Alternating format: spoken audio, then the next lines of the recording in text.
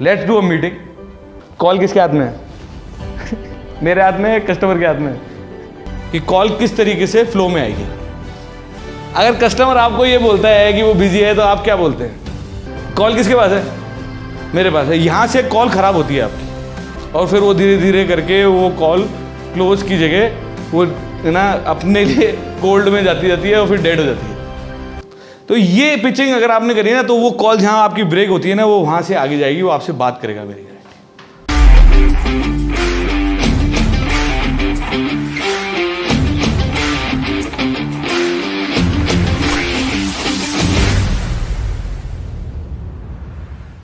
Follow में एक और गलती, एक बार अगर कस्टमर ने साइट विजिट कर ली तो अब क्या होगा? साइट विजिट करने के बाद में हम उससे फॉलो अप करेंगे किस चीज के लिए? क्लोजर के लिए, फाइनल मीटिंग। क्लोजर के लिए हम लोग बोलेंगे कि सर अपन क्लोजर पे कब बैठ रहे हैं, और वो हमें बुलाता था मैं आ रहा हूँ साइट पे, इस दिन आऊँगा, आ रहा हूँ इस दिन आऊँगा। जब हमने 2 या 3 बार उससे टाइम ले लिया तो हम उससे क्या कहेंगे फिर? भाई उसने मेरे से बोला कि और अगले हफ्ते मिलेंगे, अगले हफ्ते नहीं आया, फिर उसने बोला अगले हफ्ते आऊँगा, फिर वो अगले हफ्ते नहीं आया, फिर हम क्या करते हैं? फिर अगले हफ्ते आ जाना सर। यही करते हैं ना, यही करते हैं। कभी उस पर ये बोले सर मुझे लग रहा है ना कुछ प्रोडक्ट में आपको समझ में नहीं आया सर। अब आधा घंटा दोबारा बैठते हैं प्रोडक्ट के ऊपर से,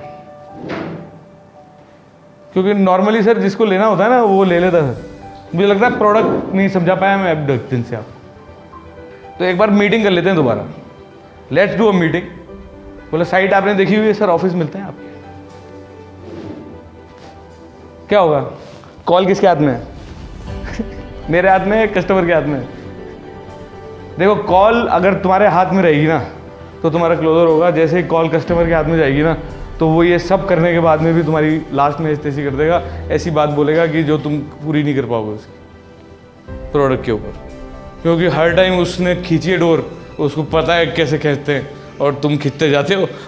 अंत में जा करके वो उस लेवल पे पहुंच जाती है कि जहाँ पर है ना उसको 100% तो हमने समझा दिया और अब हम डील और नहीं कर सकते, क्योंकि वो हमसे इस तरीके की बात करेगा कि यार इसको तो हमने सब कुछ तो मैंने घुमाया, अभी भी ये मैं ही घुमा दूंगा, तो वो डील हमारी हो नहीं पाती। तो कॉल का फ्लो हमारे पास रखना बहुत इंपॉर्टेंट है कि कॉल किस तरीके से फ्लो में आएगी। तो हम लोग सिर्फ मैं ये कह रहा हूँ कि आप उससे कोई भी रियल एस्टेट कॉल है ना, मिनिमम है ना 5-6 विजिट लेती है, 5-6 मीटिंग्स लेती है। हम ये सोचते हैं कि वो विजिट्स हैं सारी, पर हम अगर कॉल्स पे जाकर के उसके घर पे जाकर के इस मीटिंग को करे आएंगे ना 2-3 को, तो हमारी कॉल क्लोज होने की प्रोबेबिलिटी ज़्यादा हो जाएगी। तो हमारा इंटेंट सिर्फ ये रहना चाहिए कि हम कितनी बार कस्टमर से जाके मिलें। ठीक है, अब ये तो सारे फॉलोअप हो गए। अब आ जाओ नेगोशिएशन पे, आ जाए। ठीक है, इसके बीच के ऑब्जेक्शन हैंडलिंग कवर करूं, बीच में बिजी वाला करूं। अगर कस्टमर आपको ये बोलता है कि वो बिजी है तो आप क्या बोलते हैं? सर आपको कब कॉल कर सकते हो? और कोई जवाब? और ऐसा वो दूसरी तीसरी बार कर रहे हैं तो अगर वो बिजी लगातार दूसरी बार है फिर हम क्या करते हैं?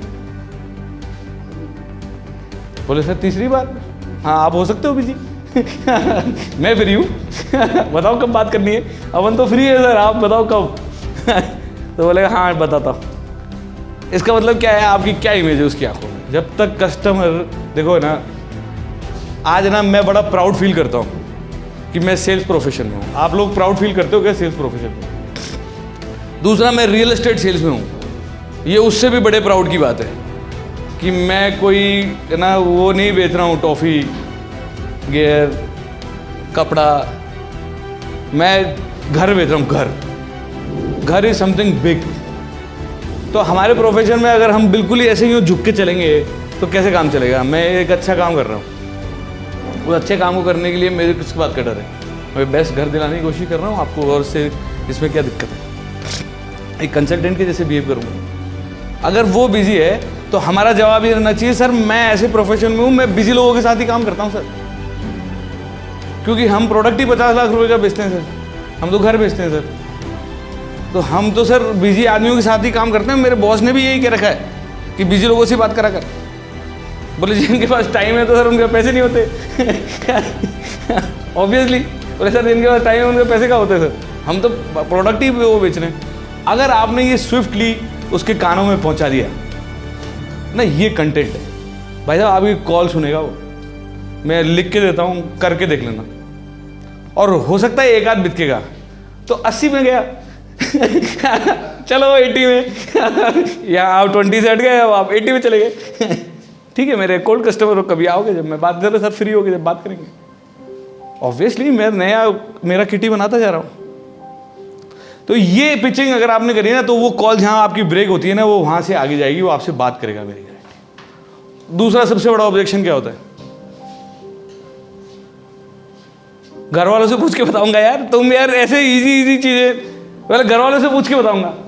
पापा को दिखाना है, भाभी जी देखेंगी, यही कहते हैं। ठीक है, आप क्या कहते हैं, कब आएंगे आप क्या कहते हैं उसमें, ये आप कब आएंगे, यही पूछते हैं। इसका क्या जवाब होना चाहिए, क्या जवाब होना चाहिए बताओ। One liner. अगर आप ऑब्जेक्शन को वन लाइनर से एक ही लाइन में अगर काट सकते हो ना, तो वो ऑब्जेक्शन, नहीं तो फिर आप हर बार अलग अलग बातें करते हो। मैं तो आपको एक बात बताता हूँ, वो एक बात ये है कि बोले सर मैंने जिस 100% डेडिकेशन से आपको प्रेजेंटेशन दिया था सर, उस डेडिकेशन से आप कभी भी अपने घर वालों को नहीं बता पाओगे, क्योंकि मैंने जो दिया है वो 50% आपको समझ में आया था। अब 50% को आप समझाओगे, उनके 25% समझ में आएगा।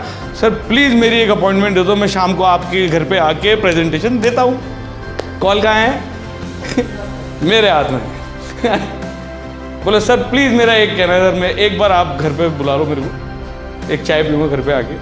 और आपने ये मांग ही लिया, तो चाय के लिए ज़्यादातर 90% लोग मना नहीं करते। बोले अभी बिजी हूँ, बोले सर वीकडे में, वीकेंड में वापस उसी लाइन पे बोले सर कब आ सकता हूँ, वीकडे वीकेंड में सर, कब कंफर्टेबल रहते हैं तो कॉल किसके पास है, मेरे पास है। यहाँ से कॉल ख़राब होती है आपकी। अगर आपने ऑब्जेक्शन को सही तरीके से हैंडल नहीं किया, तो आपकी कॉल ख़राब हो जाएगी, और फिर वो धीरे धीरे करके वो कॉल क्लोज की जगह वो ना अपने लिए कोल्ड में जाती है और फिर डेड हो जाती है, क्योंकि हमने उस ऑब्जेक्शन को राइटली हैंडल नहीं किया।